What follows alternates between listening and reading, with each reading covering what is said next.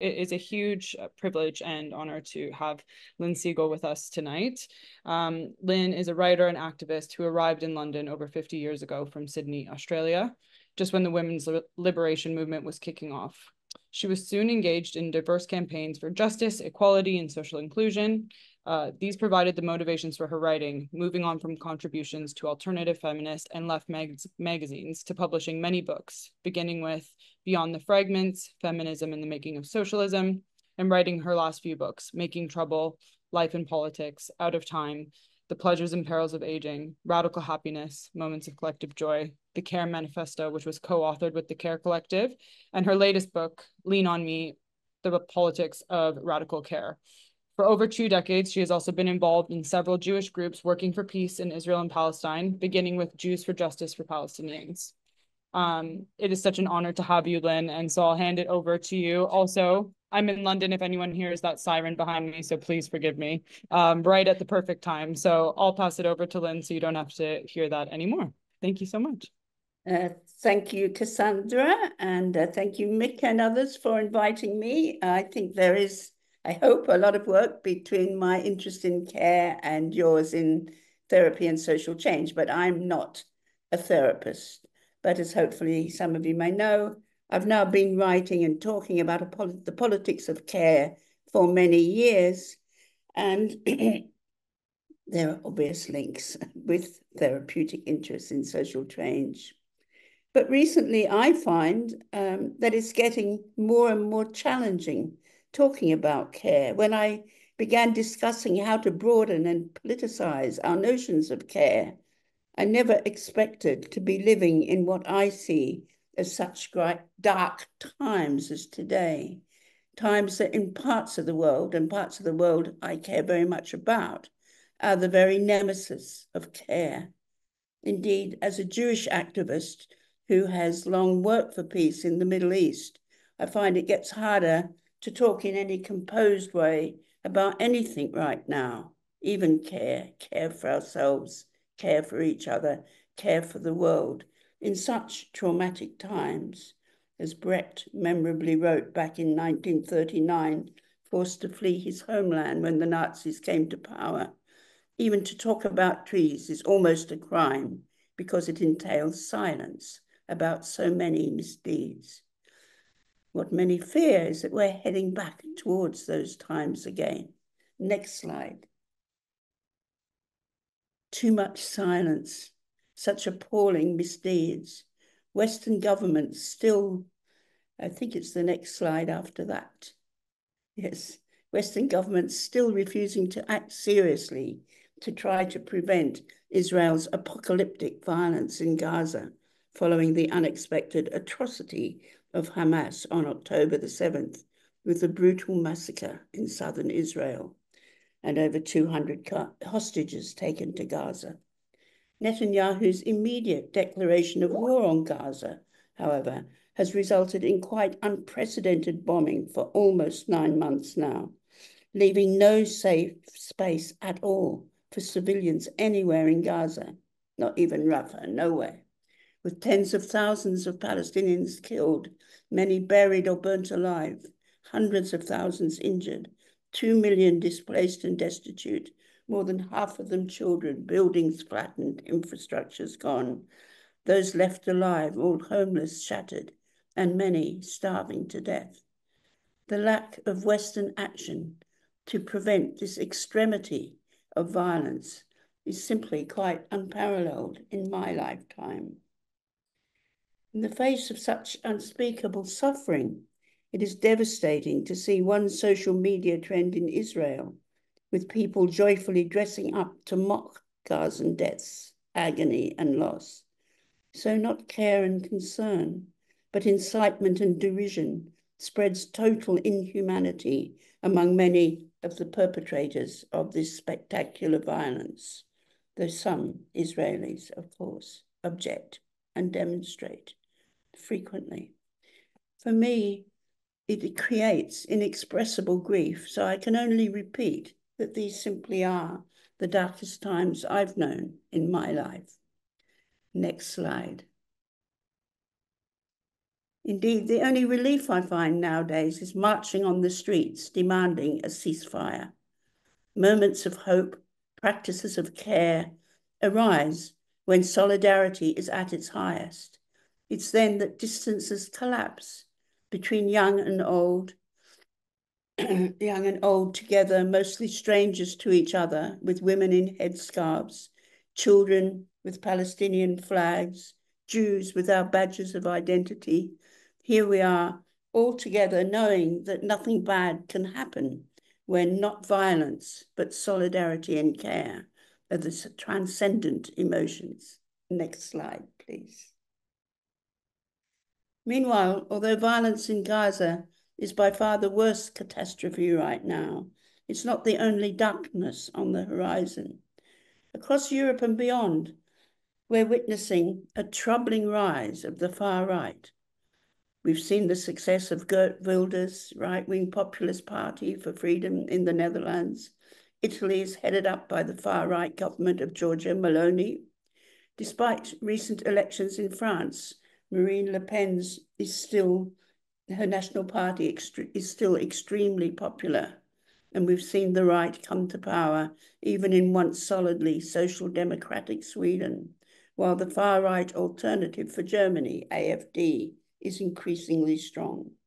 Indeed, only the victory of the neoliberal Tusk in Poland slightly bucks the trend. Further afield, we've had the shocking election a few months ago of the maverick far-righter Xavier Milei in Argentina, recently a bastion of progressive feminist and left struggles, which I'm sure continue after jettisoning their military rulers over 40 years ago. Modi in India, Orban in Hungary, Trump on the horizon, such frightening events. In Greece, although the fascist Golden Dawn Party was banned for its violence against immigrants, its leaders have been released from prison now, and its ideals and followers have far from disappeared, while the current Greek government is the most far-right parliament since the fall of the military dictatorship in 1974. Meanwhile, the Greek Network for Studying and Countering the Far-Right report that their views are still being mainstreamed in the press and other political parties, promoting extreme nationalism and violence towards refugees and migrants as a false answer to economic woes. Indeed, we see this same false answer being peddled everywhere, the results promoting not just a lack of care for asylum seekers, as we'll see, but at times lethal violence towards refugees and migrants. It's surely all the more chilling that this should be happening in Europe around the 90th anniversary of Hitler becoming Chancellor of Germany. Next slide. So what has become of the left, once the place of hope, standing for a more redistributive, caring and just world? Sadly, in most parts of the world, with brief exceptions, it's been shrinking. We're present, but we've been shrinking in the face of the neoliberal juggernaut rolling over us all. And this finally brings me to my scheduled topic for tonight, the need for a radical politics of care to promote social change. This is something for which the women's liberation movement, my own political formation and home, paved the way back in the 1970s. It all began by stressing the importance of domestic life and the devaluation and marginalization of women, with our work seen as quintessentially unproductive. Women's work, the work of care, thought a mere labor of love. As you'll probably all know, a key goal of the women's liberation movement that emerged at the close of the 1960s was precisely to introduce new ways of seeing into the left and all progressive thinking. Indeed, ways of envisaging the total transformation of society, not just in terms of wages and state power, but in how we live, in how we care for each other, something no doubt close to what you do in your therapy work every day. However, In the end, despite feminist critics, it was not feminism, but underlying economic shifts in contemporary capitalism that would result in the full-blown crisis of care we're still living with today. Next slide, please. Next slide. Sorry. There are so many reasons for this crisis, which just a few years ago, a few of us seen here in London sketched out in the Care Manifesto from 2020, written by our small care collective, which included me and 4 other scholars, each from different disciplinary backgrounds. It's been very widely translated, suggesting that there are indeed global interests in just how we might make care a central plank of our politics and our practice, despite, and of course because of, that rise of the right across the globe. First up, we underlined the ever-expanding crisis of care in our time, evident at all levels across society. Underlying this ongoing crisis is still the continuing entrenchment of neoliberal policies and outlook from the close of the 1970s as the right came to power in Britain under Thatcher, in the US under Reagan, and still influencing global policies in the EU and elsewhere. It has meant putting markets to the fore across the board, producing an economic order that enabled both the evisceration and outsourcing of welfare states becoming normalized, and the absurd idea that we should all judge ourselves according to our market worth, what we can earn.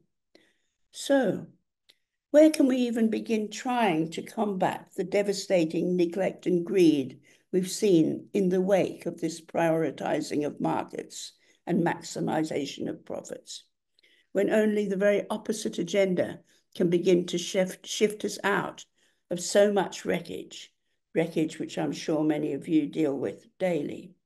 Next slide, please. Well, first up, as I elaborate in Lean on Me, we must enrich our impoverished language of care.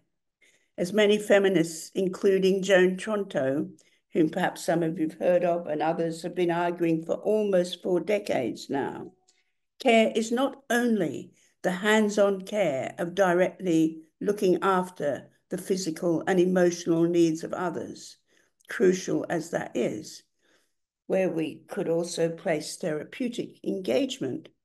It is also about recognizing our human interdependence and our shared vulnerability throughout our lives.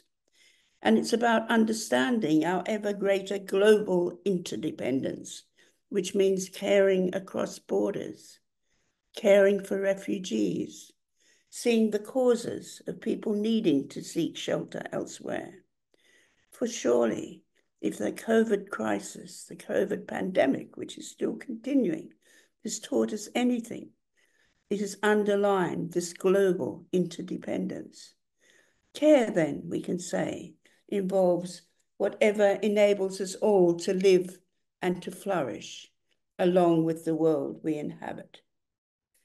I've said that care work has been undervalued because it's been seen traditionally as women's work, which went largely unpaid, barely seen as work at all, routinely marginalized as unproductive. Yet, of course, feminists have always stressed that care is the very cornerstone of social reproduction, that is, of all that enables people to survive and reproduce ourselves. It's actually both essential to and embedded within the economy. But this is hardly noticed in outlooks that can see no further than markets and profit. Next slide, please. So caring is gendered. Yet in today's world, with both women and men working long hours in paid jobs, we have a huge care deficit in richer countries. And it's met by a whole global care chain, as you see here, of predominantly poor immigrant and non-white women who perform much of our caring work. Thus, racism, the horrors of racism, combine with traditional sexism, and then again with global inequality to further devalue caring. Also, care work is undervalued. Again, as I think many of you will know, indeed often repudiated because of widespread contempt and devaluation of so-called dependency. Symbolic manhood has always presented itself as the very opposite of dependency. This absurd gender cliché has only been strengthened by the last 4 decades of neoliberal exaltation of individual resilience, autonomy, and productivity, all deepening the disavowal of actual human fragility, actual human dependence. Indeed, citizens today, male and female alike, men and women alike, must be tough and entrepreneurial, imagining ourselves as entirely self-sufficient, though encouraged to embrace self-care to keep ourselves sleek and employable. Such pathologizing of dependency accompanied a constant shaming heaped upon welfare claimants, declared scroungers, despite, as we should know, 12 times more tax evasion than welfare fraud. Also, attending to the needs of others, to care metrics, not market metrics, often means confronting vulnerability. So however rewarding hands-on caring can also be daunting as well as exhausting, confronting us with our own and others' mortal embodied selves. And that's also why it's been traditionally relegated to women or servants or people deemed inferior, precisely because they are doing this vital, visceral, tactile work of maintenance. Avoiding caring can thereby enable others to disavow thoughts of their own inescapable fragility, their own inevitable mortality. Not having to care about others has been a sign of wealth and power, as the late and much missed anthropologist David Graeber noted in Caring Too Much. That's the curse of the working classes. Though he would also argue that the ability to care, both caring and being cared for, because the two are related, is actually what is most basic and what is most important for human life overall.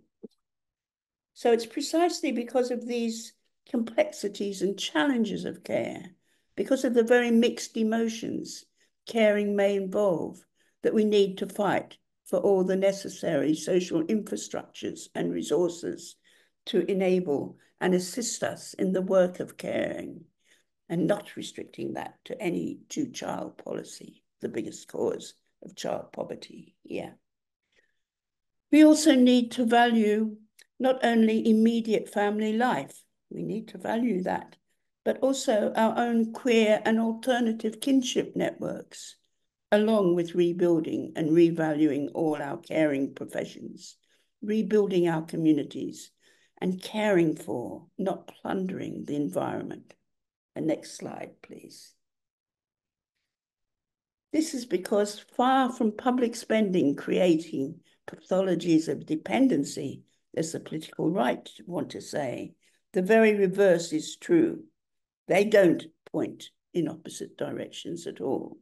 Only with adequate and secure resources can everyone develop and maintain whatever capabilities we have to ensure some sense of autonomy and escape from being rendered helpless and passive. Disability rights activists, as we'll see, have always known this, arguing for a notion of independence and control over their lives, despite recognition of their actual dependence on distinct forms of care. Thus, we must jettison any linking of dependency with pathology. Dependence and autonomy are not binaries pointing in opposite directions, but two sides of the very same coin. It is those with most resources who routinely depend most on those who service them, while those in greatest need of care frequently receive the very least. Next slide, please. In developing all these thoughts in Lean on Me, I stepped back to take measure of everything that's changed in my own lifetime, both for better and more recently, often for worse. In much of the Western world, the emergence of women's liberation, which thrived in the 1970s, created a movement eagerly seeking transformative change on all fronts, beginning with the ties drawn between the home and the workplace, that reproductive and productive system. Thus, Lean on Me opens reflecting on motherhood, dear to the hearts of all therapists, of course, which indeed provides most people's blueprint for caring. In one of its very earliest key struggles, women's liberation was busy fighting to overturn the isolation and marginalization of most women's then post-war experiences of motherhood in the 50s and 60s, something we knew from our own mothers' troubled lives. What's more, there were initially many victories, especially in securing reproductive rights and in confronting doctors' arrogance and the feeling of helplessness women so often felt in maternity wards, as well as in fighting for and winning more funding for nurseries. This occurred alongside success in increasing women's financial independence while demanding men's greater involvement in domestic work. That was the life of me and my friends back in the 1970s, fighting for that tie to be made between the home and the workplace. Now, what is so shocking today is how quickly such victories could be snatched away, with even reproductive rights curtailed in the USA, and today further threatened by a possible Trump victory, though hopefully Kamala Harris may avoid that. Nevertheless, resources have just kept on shrinking. It's hard to ignore the distress of so many mothers today, routinely pressed for time, money, and resources. In Britain and the USA, we read that hardly any mothers feel they are doing an adequate job of parenting, which is amazing, really. Hardly any mothers.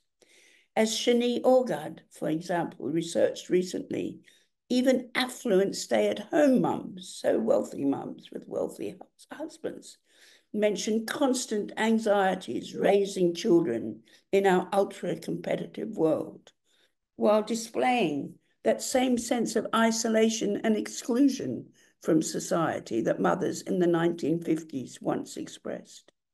Scholars such as Jacqueline Rose and Eliana Glazer here also recently distilled the effects of the chilling heartlessness towards mothers. Indeed, half of all British mothers suffer mental health problems before or after giving birth.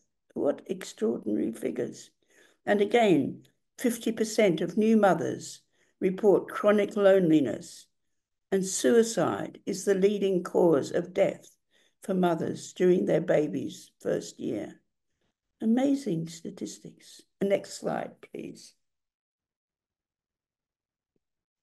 Similar patterns emerge everywhere in education, my own workplace for 50 years. In the UK, as in the US and elsewhere, we've seen rising inequality within schools, along with attacks on the very notion of education for its own sake. Universities are increasingly forced to conform to market dogma, whereas once they offered an alternative ethic, even an antidote to the commercial world, by insisting upon the value of pursuing learning simply for its own sake, and in the process producing more knowledgeable, more self-aware people, more knowledgeable societies. The assault on the humanities is thus yet another attempt to marketize education and to deny people the tools to understand the world better, or assist us all in exploring useful ways to create a fairer, more caring world. Right now, we are seeing some of its worst expressions at universities such as Goldsmiths and Middlesex. Next slide, please. As I mentioned, in Lean on Me, I also prioritize the significance of disability struggles in opening out the complexities of vulnerability and showing why autonomy and dependency, as I've said, are two sides of the same coin. Here again, disability activists first won many struggles, promoting what they called a social model of disability. They rejected the notion of themselves as intrinsically vulnerable, which routinely had been a pretext for the disabled's exclusion from public life. Disability activists, many in the most moving language and soon in vivid performances as here, express their sense of extreme social exclusion, as well as the suspicious, dismissive attitudes greeting them much of the time, while also celebrating, that's what they're doing here, celebrating all that they could be, and indeed sometimes are, as in that dance group. At first, in the early 1970s and early 80s, in the 1970s and early 80s, activists again won battles for greater access to the social infrastructures others could rely upon, leading to increased social inclusion and self-reliance. The only problem with this language of self-reliance could, and later would be, that it can be distorted to tune in with the damaging contempt for dependency I've mentioned, always shadowing attempts to cut back on welfare provision at the heart of neoliberal thinking. Some, like me, carefully pondering issues of vulnerability, prefer simply to stress interdependence rather than emphasizing only independence, which aligns itself too readily with the denigration of dependency and accords with mainstream thinking in failing to stress the importance of relationships. Far worse, under new austerity regimes, such as we've seen in the UK post-2010, there were soon constant assaults on those in need of disability support, with endless demands that the disabled must prove themselves unfit to work and prove themselves over and over again. There were constant capability tests imposed, which many failed, whatever their physical or emotional impairment. In the UK, repeatedly testing individuals' fitness for work produced the continual denial of much needed support and led to increasing and often untold misery, even suicide, for many disabled people wrongly assessed, with much class and race bias, as you can imagine.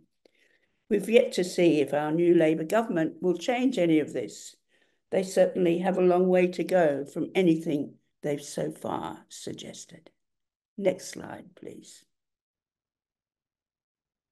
Very similar stories arise when we look at aging, given the millions of older people whose needs are not being met and were lethally neglected in the early COVID years. Fears of aging haunt us all, as certainly they did Freud, not just of mortality, but fear of frailty, fear of dependence, I keep mentioning. I actually wanted to call the subtitle of my book, Lean on Me, Fear of Dependency, but I wasn't allowed to call it that. It is this that can generate such alarm, even defensive paranoia, resulting in neglect and avoidance of old people, unless we are fit and robust.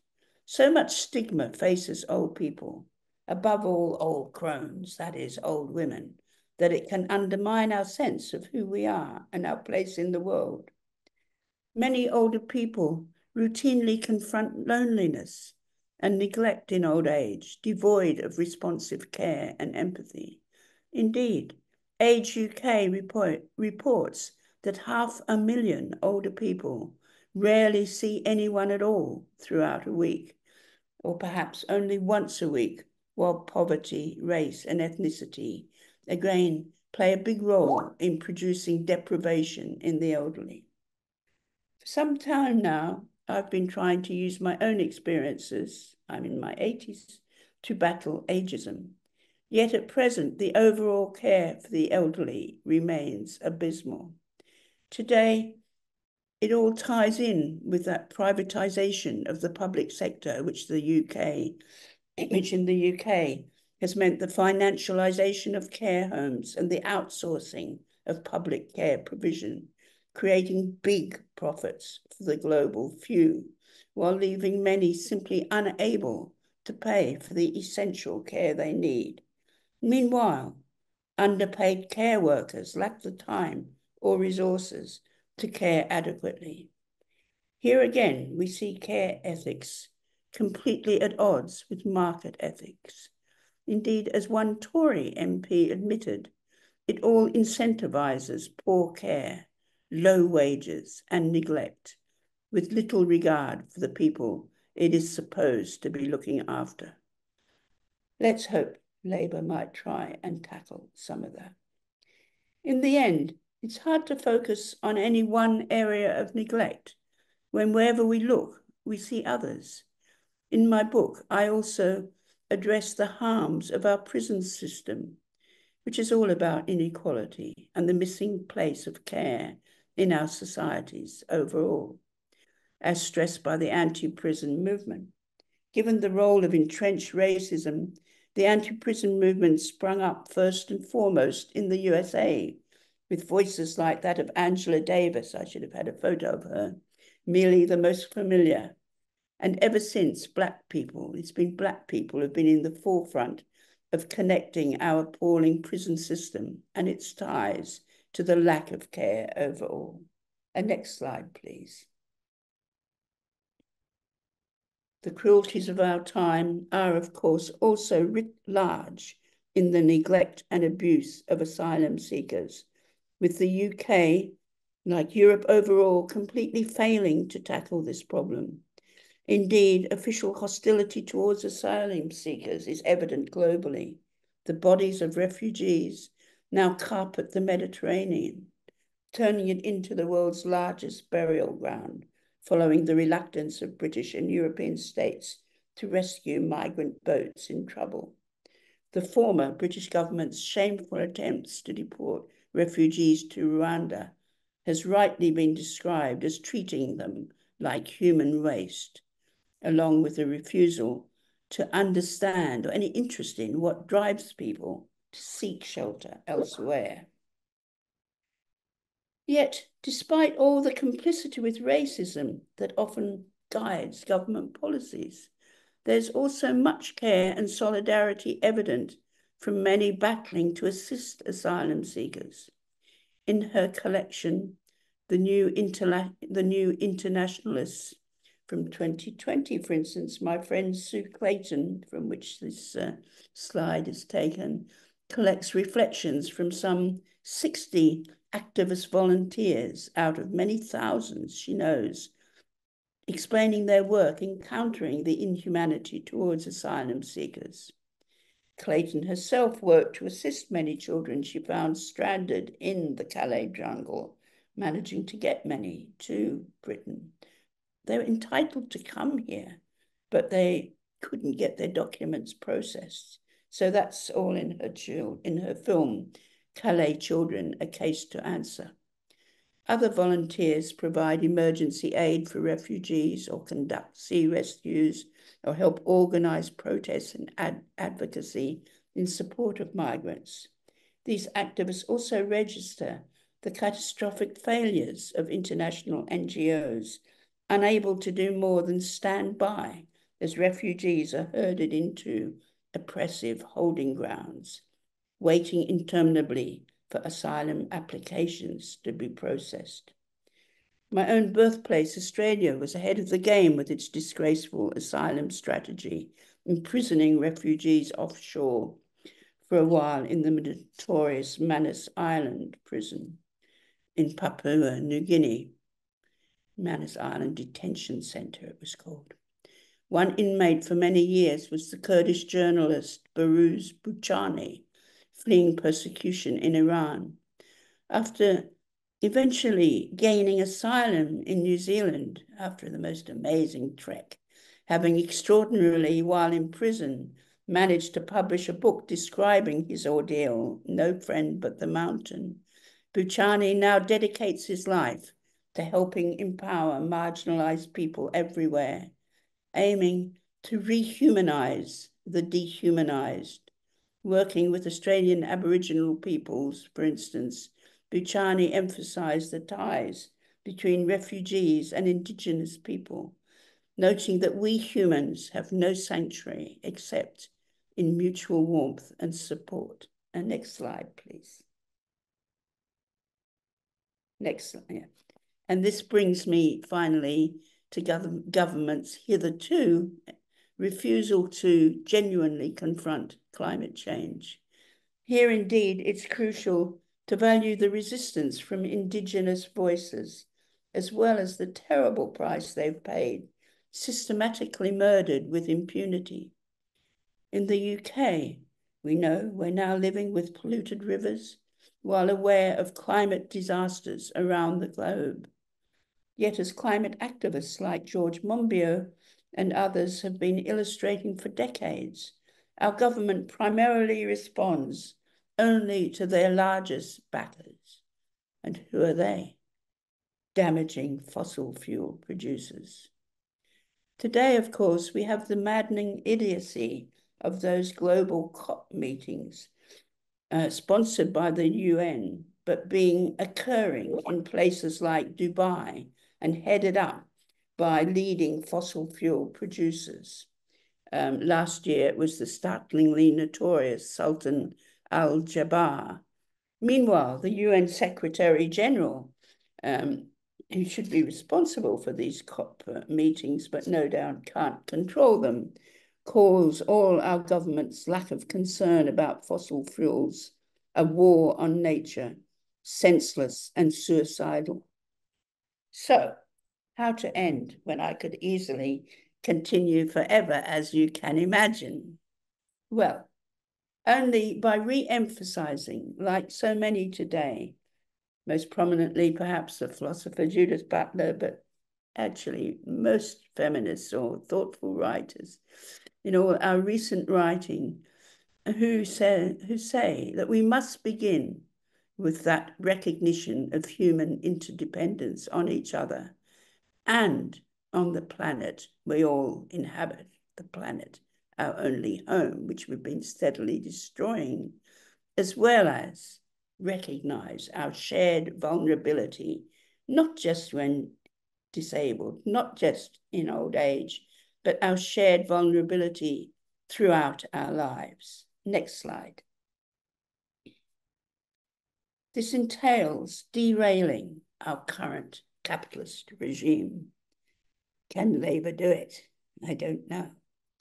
Beginning with rebuilding all our weakened social infrastructures across the board and detaching them from finance capital, which is so very present, controlling all government at present. It means also rebuilding our local communities, knowing that adequate care for all is the only basis for a truly democratic society. People who aren't being cared for can't participate in any democratic behavior. It means that instead of pursuing endless growth, we start tackling inequality by focusing on how to deliver instead social and ecological well-being for all. We also need to celebrate all our mutual aid practices, so many of which sprung up in the early days of the COVID crisis and are now evident in food banks and elsewhere, while arguing that we're all collectively responsible for providing for and supporting each other. No care pass-outs. Everyone must be involved in some forms of care work, as well as helping to maintain our communities while preserving public space generally and working for a green, sustainable economy.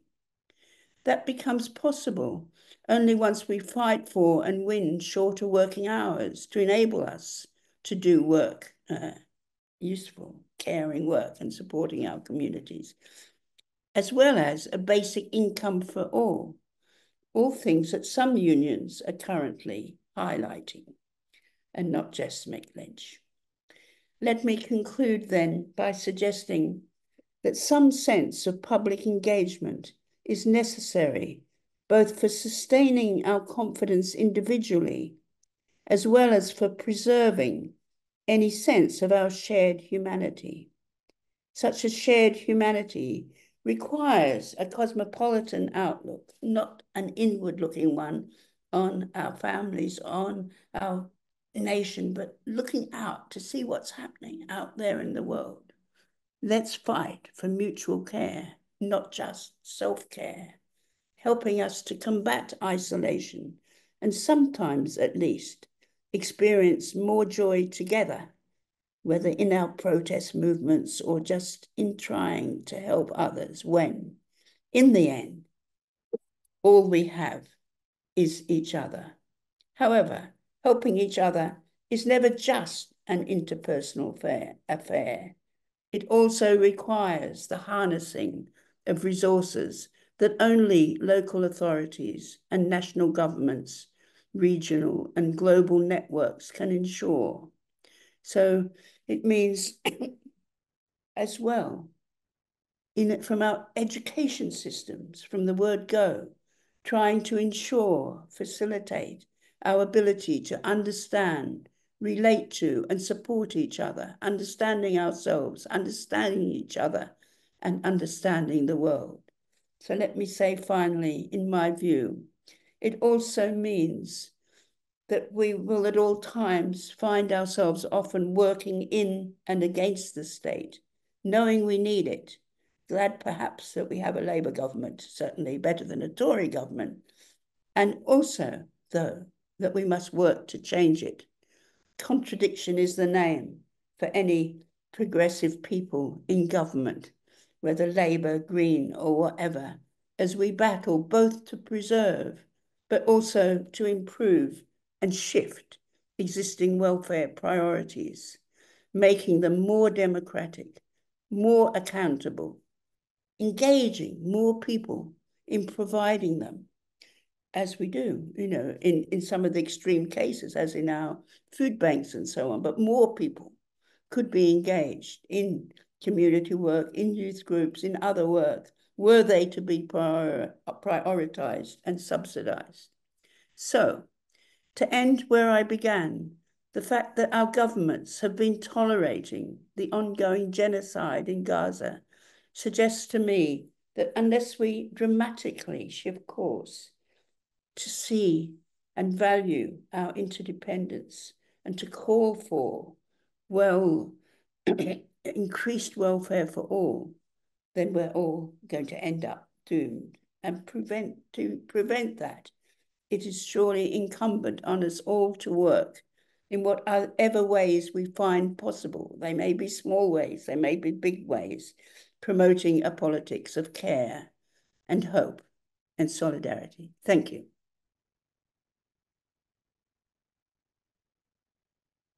Wow, thank you so much, Lynne.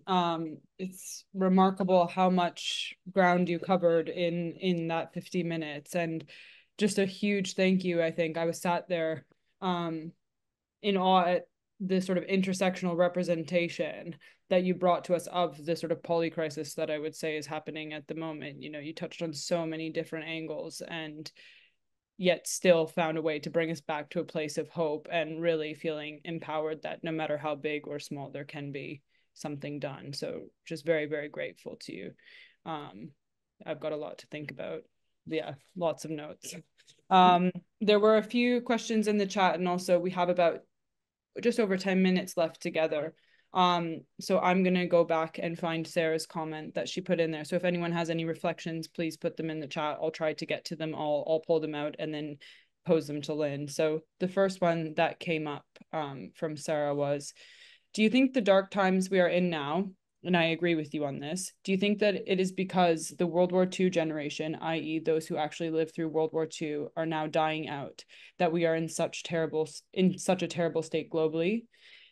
Quoting, every generation has to learn the lessons of the rise of fascism in World War II for themselves idea. No, I don't. It would be a bit narcissistic of me to think that, perhaps, since I'm no doubt dying out, and it's true. That we were the ones who engaged in a lot of movement politics post-60s, in the women's liberation movement, in black struggles, and so on and so forth. But I think progressive movements are always there on the horizon. I mean, what happened as soon as COVID came, people sprung up everywhere, particularly because they often didn't have to go to work. And so they could actually do more to engage in mutual aid. And it was incredibly impressive how much people did. And, young people as well. And actually, many people I know, because we all go on the marches to try and bring about a ceasefire in Gaza. And as I said, you've got young and old, you've got so much variety. And people say, God, how can we use this resource? All that, all those people coming together, wanting a better world, and wanting, in this particular case, a ceasefire in Gaza, but they want a better world. How can we build on that? When you have to be able to have some hope, don't you? That's the problem. And to have hope, you have to have time and so on.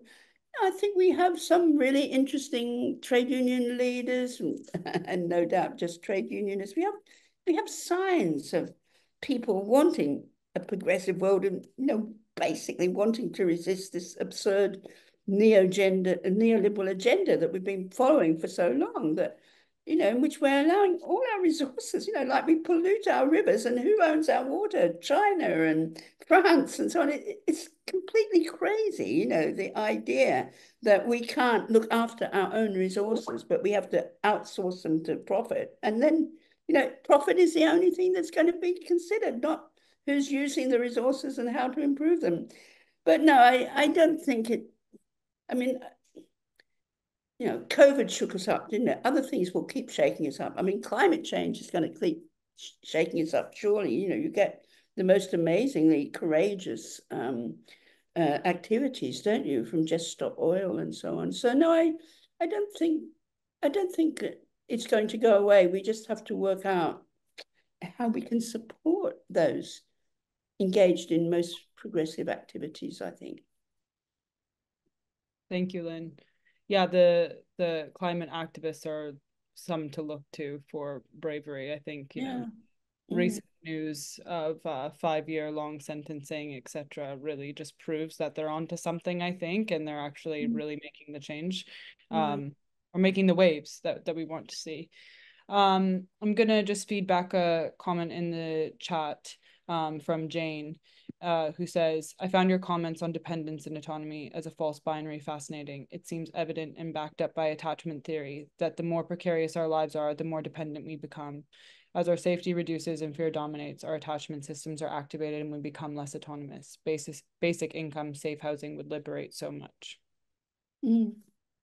Housing, yes. I mean, housing's been so appalling, hasn't it? I mean, imagine selling off our public housing and then refusing to build more. I mean, I don't know, is Labour going to do anything about this or not? But it's so important that we have decent places to live. I mean, raise children, look after each other. It's just so crucial. And we've been just pursuing the worst possible policies, buy to rent, not buy to live, but buy to rent. That's been the Tory policy, hasn't it, for decades? So it just has to change. Vanessa asks, could therapists be more openly active? I'm sorry, could what? Could therapists be more openly active? Sorry. Oh, I think you might have to answer that. I mean, there are. I mean, I know everywhere there are therapists who are active. I mean, because I've said that for decades I've worked for peace in Israel, Palestine, and there they have therapists. What are they called? Oh, I've forgotten what they're called, but therapists for change there, where E.L. Rosemarin, for instance, recently wrote something in Psychoanalytic Dialogue, and he works together with a Palestinian psychoanalyst, and they show, of course, Palestinians and Jewish Israelis can work together, and so of course they could have, but I suppose it depends. You have to have time to do it as well, I suppose. I've heard that in Israel, most of the therapists are leaving because they're able to. A very good idea. But it's for you, I think, to tell me. I'm interested to know what some of you think. I mean, the person who asked the question, what do you think? Yeah, would anyone want to jump on and feedback their thoughts on this? If anyone would, or put something in the chat.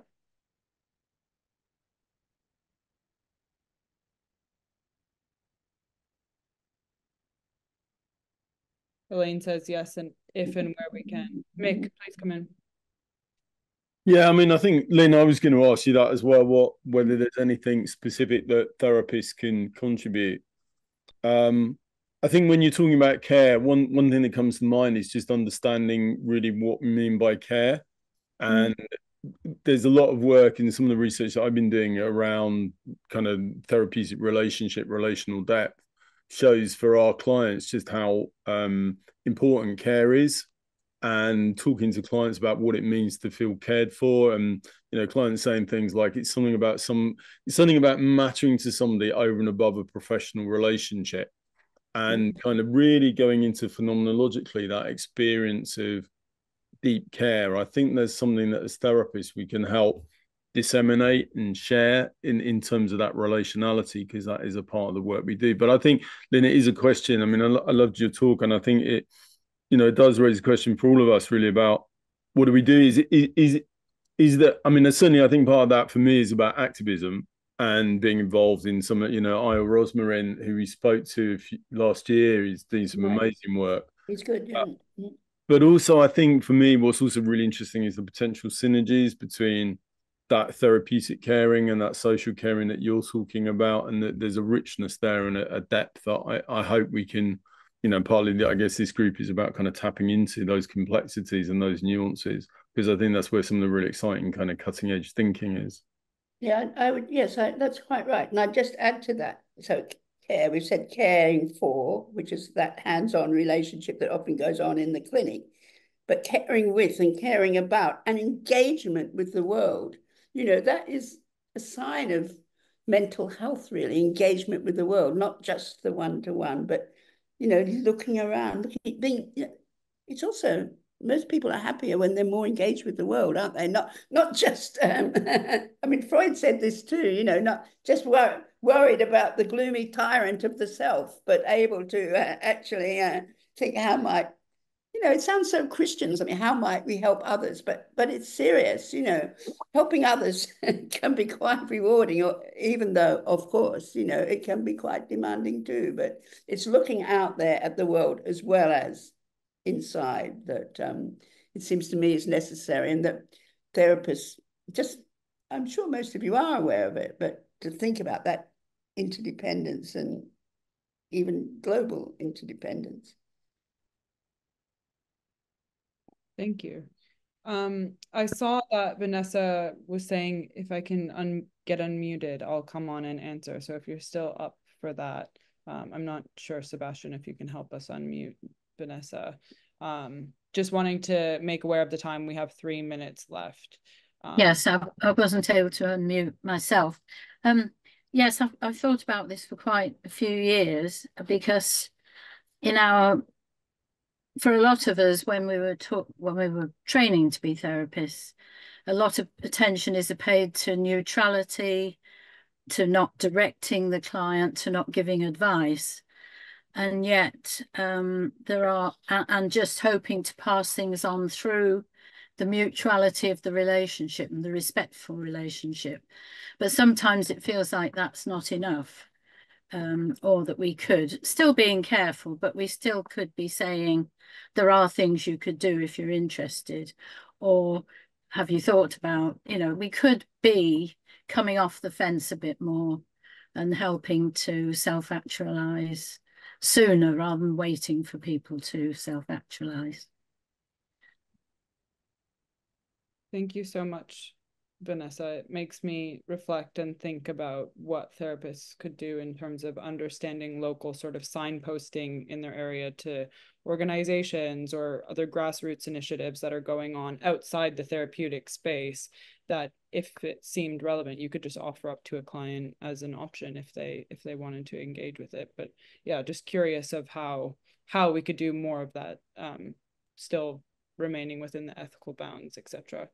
But thank you for coming on and sharing and asking your question. I'm going to have a look at the chat, just being mindful of the time. So we do have about 2 minutes left with each other. So bear with as I go through. Cassandra, can I just thank Lynne yes. for well, I'm a disability researcher as well as a therapist, and there's so much I want to speak to you about, and there's probably not time for a conversation, but to thank you for taking it to Indigenous knowledge and different forms of knowledge, and perhaps opening up room for there to be more conversation around care beyond the human, and maybe how animals and nature is part of our systems of care. I don't know if that speaks to what you were saying when you shared. Sorry, Lynne, go on. No, well, not plundering the world is also how we treat animals and the whole environment, you know, and seeing ourselves connected to it, you know, that there is no self without the other and all the others, and the other extends and extends, doesn't it, to thank you, the whole living world, it seems to me. Yeah, thank you. It's been really brilliant to hear you express that. Thank you. Thank you. Thank you so much, Harriet, for coming on. We've just gone 6, so I'm so sorry to everybody in the chat that's put a question in. So I'm going to thank you so much, Lynne, and it would be fantastic to have you back, because it's obviously sparked such a rich discussion. So at some point it would be amazing to continue this conversation. But yeah, just huge gratitude for you taking time on your Friday evening to come along and chat to us.